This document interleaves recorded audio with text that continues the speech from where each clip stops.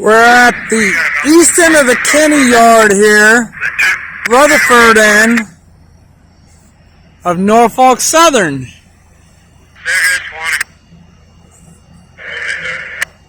And that was the empty coal train that's heading back to Roanoke from the Tidewater area. Getting those three 03s out of there. Oh, look at that. I don't know if I can get that. You got deer down there. Can't see it.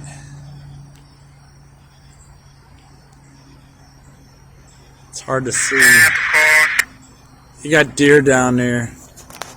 They were up behind the car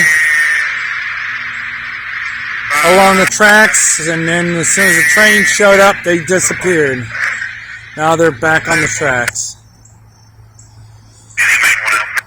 Subscribe, like, and comment down below from Lynchburg, Virginia.